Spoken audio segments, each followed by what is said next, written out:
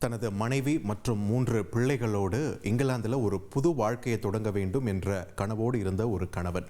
இன்னொரு பக்கம் தன்னுடைய மகனை பார்த்துவிட்டு மீண்டும் பணிக்காக இங்கிலாந்து செல்ல காத்து கொண்டிருந்த பெண்.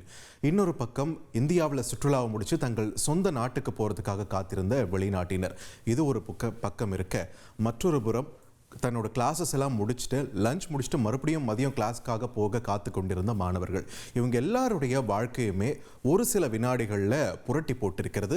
அகமதாபாத்தில் நடந்திருக்கக்கூடிய இந்த கோர விமான விபத்து தற்பொழுது உலகின் ஒட்டுமொத்த பார்வையும் அகமதாபாத்தை நோக்கி தான் இருக்கிறது. ஏன்னா இந்த விபத்து ஒரு உள்ளூரில் நடந்த ஒரு விமான விபத்துன்றதை தாண்டி போயிங் என்ற பிரபல ஒரு விமான நிறுவனம், அமெரிக்காவில் தயாரிக்கப்பட்ட ஒரு விமானம், பாதுகாப்பு மேம்படுத்தப்பட்டதாக சொல்லப்பட்ட விமானம் இவ்வளவு பெரிய விபத்தை சந்தித்திருக்கிறது என்பதுதான் இப்ப அகமதாபாத்தை நோக்கி அனைத்து கண்களும் திரும்புவதற்கு காரணமாக இருந்திருக்கின்றன. ஸோ இந்த விபத்து தொடர்பாக இன்னும் நமக்கு புதிய தகவல்கள் வெளியாகி இருக்கின்றன. இதுல என்ன முக்கியமா இப்ப நம்ம பார்க்க வேண்டிய தகவல்னா, இந்த விபத்து ஏற்பட்ட காலம் அப்படின்ற ஒரு விஷயம் இருக்கு.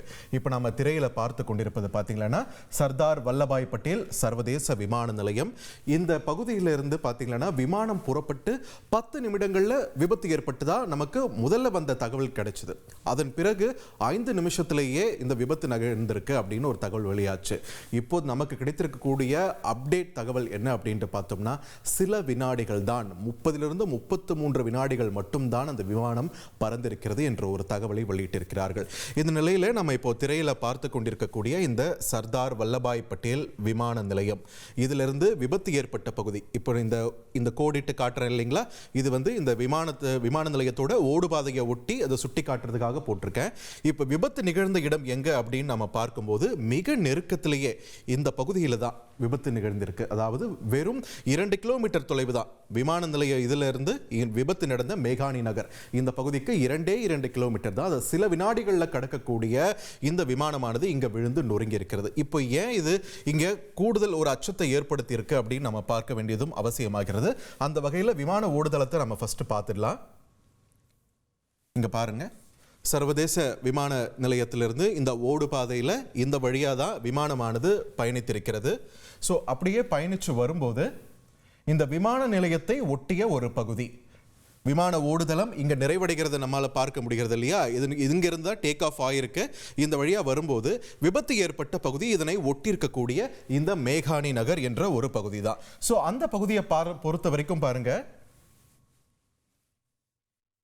இது எந்த ரீஜனில் கட் ஆகுது அப்படின்னு நம்ம பார்க்கும்போது இந்த குறிப்பிட்ட ஏரியாவை மட்டும்தான் இந்த மேகானி நகர் இருக்கிறது. இங்கே மேலே நமக்கு பார்க்கும்போது அது விமான நிலையத்திற்கான இடமா இருக்கிறது.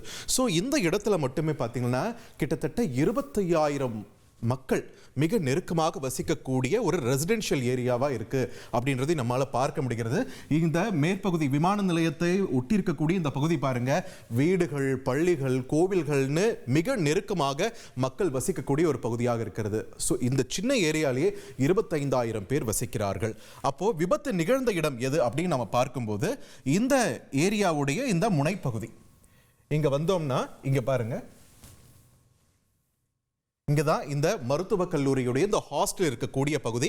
இப்போ நாம திரையில பார்க்கக்கூடிய இந்த கட்டிடம் இருக்கு இல்லையா, இந்த கட்டிடத்துல தான் மாணவர்கள் விடுதியானது செயல்பட்டு வந்திருக்கிறது. இங்க இருக்கக்கூடிய கேன்டீன்ல தான் மாணவர்கள் உணவருந்த வந்திருக்கிறார்கள்.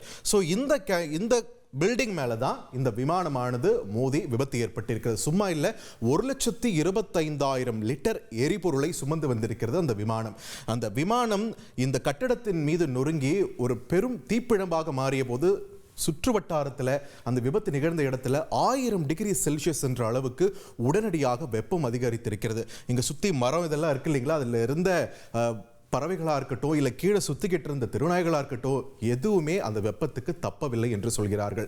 இதிலையும் அரிதாக அந்த விமானத்தில் பயணித்த அந்த ஒரு நபர் தப்பி பிழைத்திருக்கிறார் என்றால் அது நிச்சயமாக மிராக்கிள் தான். தற்போது இந்த தகவல்கள் கிடைக்க நமக்கு என்னன்னா, இந்த மேகானி நகர்லேயே மொத்தமாக மக்கள் நெருக்கம் அதிகமாக இருக்கக்கூடிய பகுதியை தவிர்த்து இந்த இடத்துல பாருங்க, கட்டடங்கள் தனித்தனியாக விலகி இருக்கிறது, நிறைய காலி இடங்கள் இருக்கு. இந்த இடத்துல விமானம் விழுந்து நொறுங்கினதுனால ஒரு குறிப்பிட்ட கட்டடம் என்ற அளவில் தான் சேதம் ஏற்பட்டிருக்கிறது.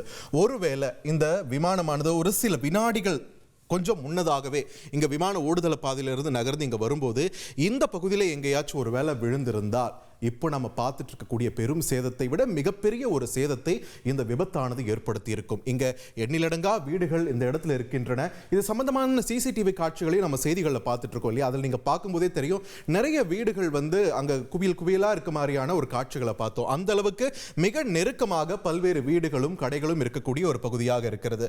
இந்த நிலையில இந்த ஹாஸ்டல் தள்ளி இருக்கக்கூடிய இந்த ஹாஸ்டல்ல ஒட்டி தான் விபத்து ஏற்பட்டிருக்கக்கூடிய நிலையில இந்த பகுதியில் இருக்கக்கூடிய மக்கள் தெய்வாதீனமாக தப்பித்திருக்கிறார்கள் இந்த விபத்திலிருந்து. இந்த பகுதியை ஒட்டியிருக்கக்கூடிய சில மக்கள் பாதிப்புக்குள்ளாகியிருப்பார்களோ என்ற ஒரு அச்சமும் மேலோங்கி இருக்கிறது. ஆனாலுமே இந்த மேல இருக்கக்கூடிய மேகானி நகரின் பிரதான பகுதிகள் இந்த விபத்திலிருந்து தப்பித்திருக்கின்றன, தாக்கத்திலிருந்து தப்பித்திருக்கின்றன அப்படின்றது தான் தற்பொழுது ஆறுதல் அளிக்கக்கூடிய ஒரு செய்தியாக இருக்கிறது.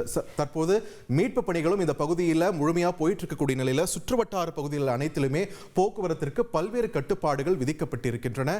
பட் ஸ்டில் இந்த இடத்துல மீட்பு பணிகள் அப்படின்றதையை தாண்டி மக்களுடைய இயல்பு வாழ்க்கை மீண்டும் எப்பொழுது திரும்பும் என்ற ஒரு எதிர்பார்ப்பும் எழுந்திருக்கிறது. இந்த பலி எண்ணிக்கை இதெல்லாம் தாண்டி தொடர்ந்து நமக்கு இந்த விசாரணையின் மூலமாக பல்வேறு தகவல்கள் கிடைக்கப்பெற்றுக் கொண்டே இருக்கிறது. வரும் தொகுப்புகளையும் நம்ம தொடர்ந்து பார்க்கலாம். செய்திகளை உடனுக்குடன் தெரிந்து கொள்ள உடனே சப்ஸ்கிரைப் பண்ணுங்க.